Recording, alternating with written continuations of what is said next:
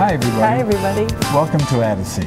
Today, we once again will be talking with David Jovino from the DuPage County Office of Homeland Security and Emergency Management. And we'll learn about preparing for natural disasters. Oh, welcome back, Dave. Welcome, Dave.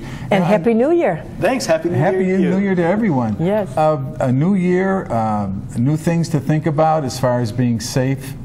And natural disasters you can't do anything about, but you can kind of prepare yourself in case it happens. Is that Or kind what of where you we're do going? there's just to save yourself. Exactly. So there's a concept called hazard mitigation. And mitigation is a huge word. A lot of people aren't familiar with it. Basically, the textbook definition of mitigation is taking steps to lessen the effects caused by a disaster. So we first look at preventing a disaster to begin with, right? Last month we talked about holiday safety and making sure your Christmas tree is watered to prevent a fire from occurring, and keeping drapes away from space heaters and candles to prevent a fire from occurring.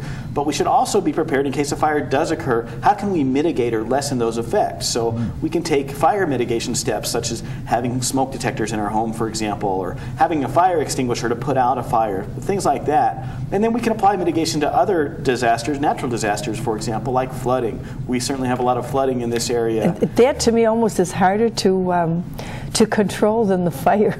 It is, exactly, because we can't control the rainfall, but we can control the flow of the water to some extent, whether it be through landscaping efforts outside of our home, putting in French drains, things of that nature, or if you have a basement that's prone to flooding, perhaps you could build up on cinder blocks and put your washer and your dryer and your water heater above the normal flood level, so that when water does enter that area, you don't have to spend thousands of dollars replacing appliances. Or maybe you could build a wall with cinder blocks around the area in your basement that has the appliances, so when the water comes in, it's a watertight wall so it won't affect those. Different things you can do to lessen the effects caused by the natural disasters.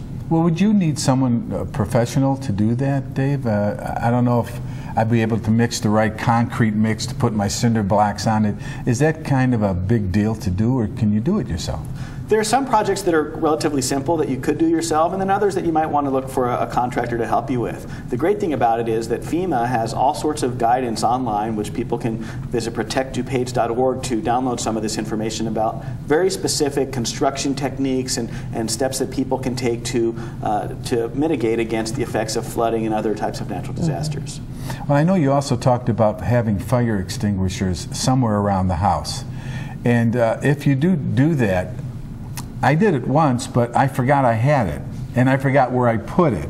And then it was 3, 4, 5 years old. You can't keep them that long, can you? Right. You do want to replace your fire extinguishers. Read the instructions when you purchase it and see how long they're good for. Certainly look at the gauge. Fire extinguishers currently have gauges on them, so you can see if it's in the green, if it's still fully charged, or over time they tend to lose their charge, and so you can contact your local fire department. You couldn't spray then? If they lose their charge, you couldn't use it. Right. It's unsafe to then rely on that fire extinguisher because it may not have enough pressure. So you'd want to contact your local fire department to find out how to dispose of a fire extinguisher that's low. Well, I know a lot of people like to put these scented candles around their home, and I find that to be a real hazard, because I would worry having a lit candle and leaving that room. You know, you go from room to room in your house, and that candle is going totally unattended, and something could fall and it could catch fire. I mean, I find that to be a unnecessary hazard.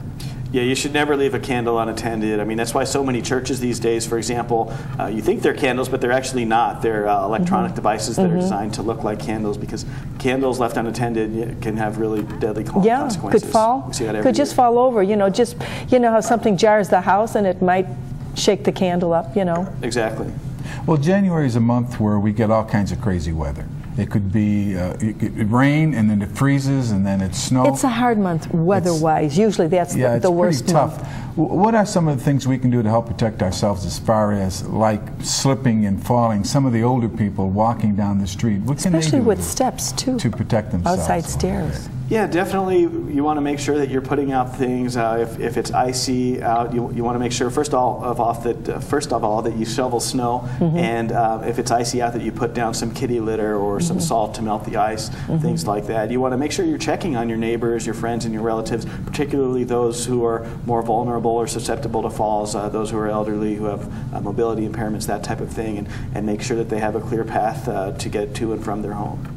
Well, it's hard to do because a lot of the elderly people, I don't even know how they can get out to get their mail sometimes. So it would behoove everybody to kind of pay attention to those your neighbors that are I was just elderly. going to say, it's easier if you're a neighbor because you're right there. Sometimes the relative might have to drive there to help out their elderly relative.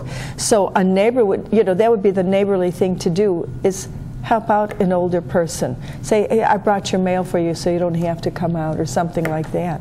It's not hard to do. How long does that take? No, not at all. And it's a great service project too for church youth groups, for example, to go into a neighborhood and shovel the snow off people's sidewalks and driveways, especially those who might not be able to do it themselves. We've talked in previous months about how the most common cause of snow-related deaths in DuPage County last year was actually due to snow shoveling. So certainly they overexert themselves. Exactly. Heart attacks. Yes. No kidding. That was the most prevalent of, wow. Yeah, during the February blizzard of 2011, for example, I believe there were 6 deaths, and it wasn't automobile accident related. It was all due to people overexerting themselves and having heart attacks from shoveling snow.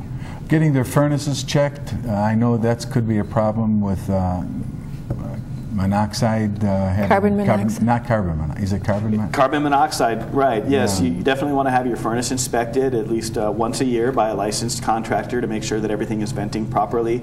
You want to make sure that you have a carbon monoxide detector, at least one that's close to the bedrooms also, so that you'll be alerted to carbon monoxide, because that's the issue, that carbon monoxide is odorless, and you're not going to... You don't realize exactly that until it's too escaping. To check your furnaces, the best time of the year to do is before you're going to need the heat, like in the fall. Right. Wouldn't that be a wiser time so you're all ready for the winter? Exactly.